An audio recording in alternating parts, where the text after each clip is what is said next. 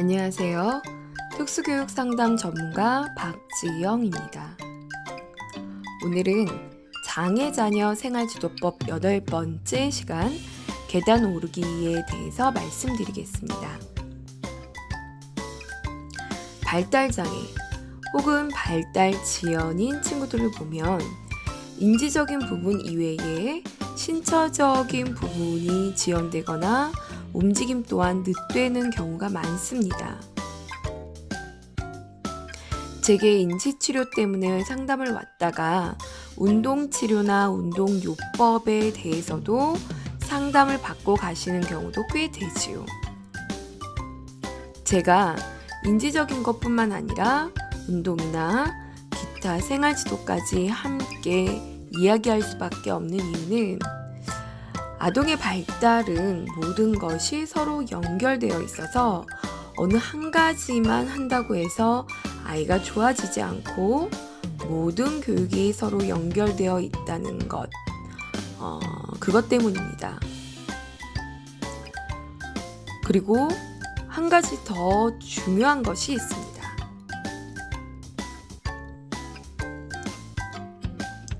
바로 매일 반복할 수 있어야 한다는 것입니다.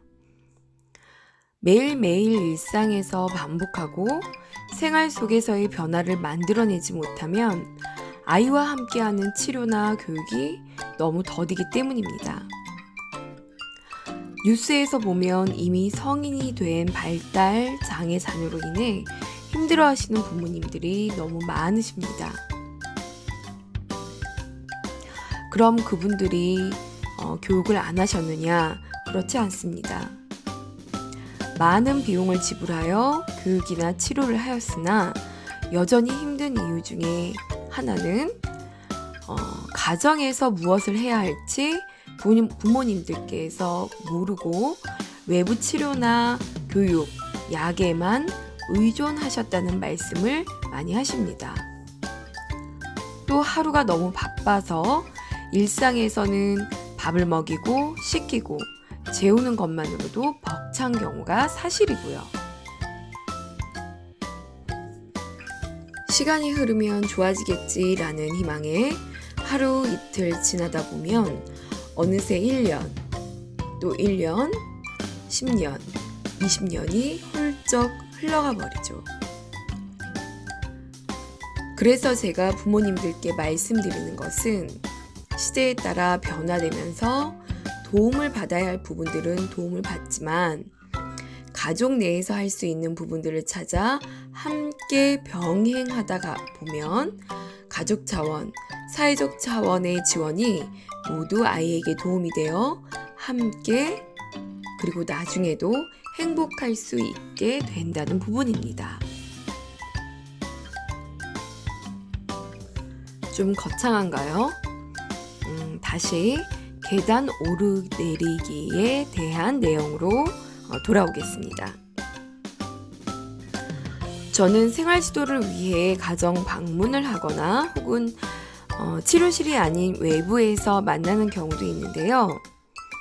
공통적인 특징 중에 하나가 걷는 양이 절대적으로 적다는 것입니다.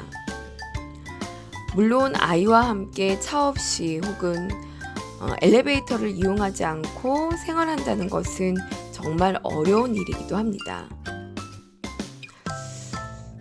그럼에도 불구하고 걷기 활동은 반드시 필요한데요. 아이들을 관찰하다 보면 발 뒤꿈치가 바닥에 닿지 않아서 붕 떠 있는 느낌이 들거나 발바닥 전체가 바닥에 닿지 않아 뒤뚱뒤뚱 걷거나 불안정하게 걷는 경우가 많습니다.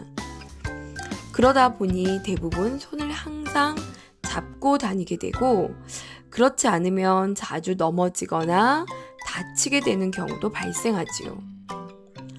그럼 분명히 다리의 근력도 매우 약해질 뿐만 아니라 위험한 곳, 그렇지 않은 곳을 구분하지 못하거나 주의 부족 등으로 인해서 부모가 항상 예의주시를 해야 하는 경우가 많습니다.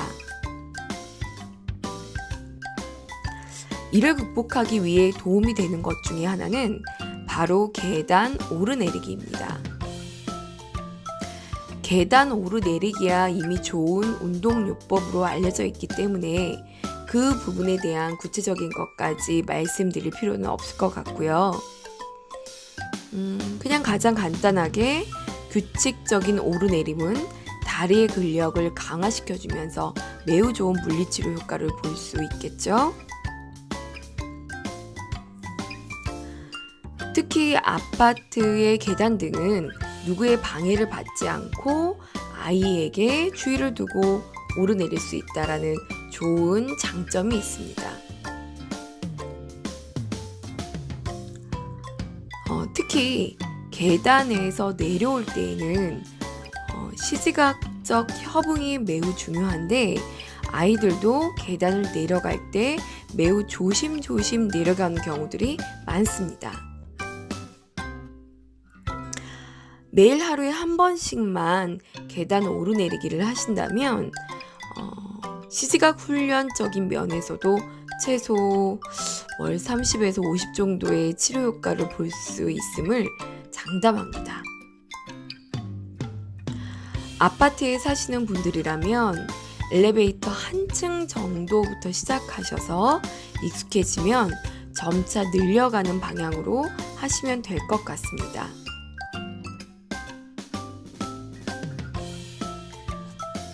이때 주의하실 점은 지도하시는 분이 올라갈 때에는 아래에서 지켜보시고 내려갈 때에는 먼저 앞서는 것이 아이가 안전하게 계단 오르내리기를 할 수 있습니다.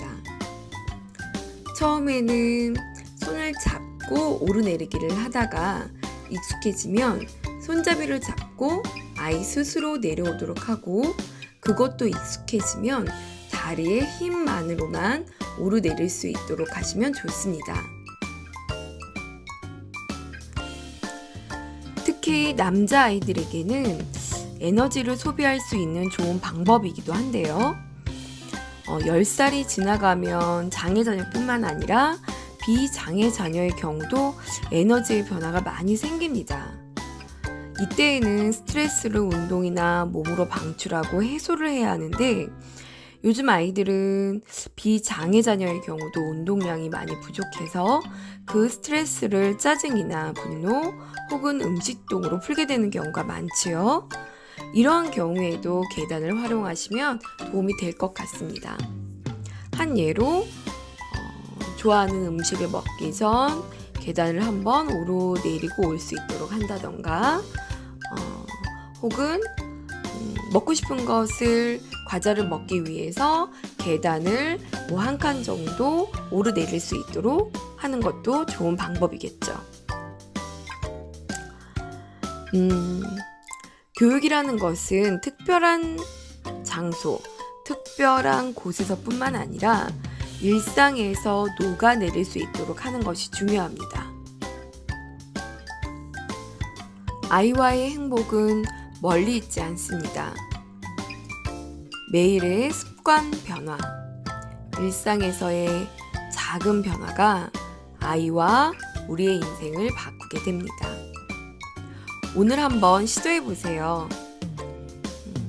아이와 행복하게 함께 할 수 있는 미래를 꿈꾸며 그 꿈을 위해 오늘 하루 우리가 할 수 있는 것을 행하고 멋지고 그리고 빛나는 그런 하루가 되시길 바랍니다. 오늘이 행복하면 미래도 행복합니다. 감사합니다.